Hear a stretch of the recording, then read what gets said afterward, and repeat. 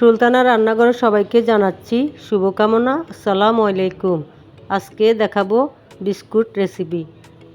একটি বাটি ধুয়ে পরিষ্কার করে নিয়েছি। 2 কাপ ময়দা,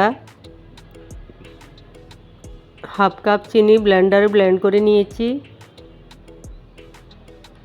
1 কাপের একটু কম মিল্ক পাউডার, 1 কাপের একটু কম সয়াবিন তেল, আধা চামচ লবণ। এরপর বাটিতে সেই ময়দাগুলি, চিনির পরিমাণ চাইলে আপনারা একটু কমিয়ে দিতে পারবেন। এরপর চায়ের চামচে 1 চামচ বেকিং পাউডার, একটি ডিমের কুসুম, চিনি এবং বেকিং পাউডার, লবণ দিয়ে ময়দার মিশ্রণটি একটি চালনির সাহায্যে ভালো করে চেলে নিব। এরপর সেই তেল দিয়ে অল্প অল্প করে আটাটি ভালো করে হাত দিয়ে মেখে তৈরি করে নিব।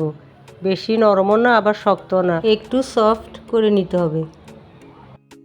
গ্রাম অঞ্চলে এখনও সেই কলার বাকল, কাঁঠাল পাতা আরও অনেক কিছু দিয়ে অনেক রকম পিঠা বিস্কুট তৈরি করে থাকে। আপনারা চাইলে ওভেনে তৈরি করে নিতে পারেন। এবার ডিমের কুসুমটিকে অল্প পরিমাণ চিনি দিয়ে ফেটিয়ে নিতে হবে। আগে কিছু পিঠা তৈরি করে রেখেছি। আমি একটি কলা গাছের বাকল ভালো করে ধুয়ে পরিষ্কার করে রেখেছি। একটি ছুরি দিয়ে এইভাবে কেটে নিব। বাকলের ভিতরে একটু ময়দার গুঁড়া দিয়ে ভালো করে মেখে নিব যেন আটাটি না লেগে থাকে। এরপর হাত দিয়ে ভালো করে গোল গোল করে এইভাবে দিয়ে উপরে আরেকটি বাকল দিয়ে ভালো করে চেপে বিস্কুট তৈরি করে নেব।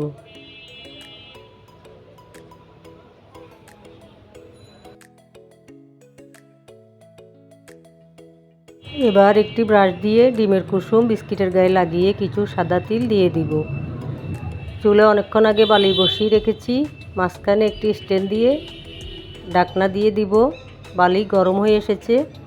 এবার ঢাকনা তুলে সেই বিস্কুটের প্লেটটি বসিয়ে আধা ঘন্টা ঢাকনা দিয়ে রেখে দিব।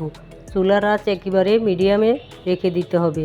এরপর আধা ঘন্টা পর ঢাকনা তুলে দেখতে পাচ্ছেন তৈরি আমাদের খুবই সফট এবং মজার বিস্কুট রেসিপি।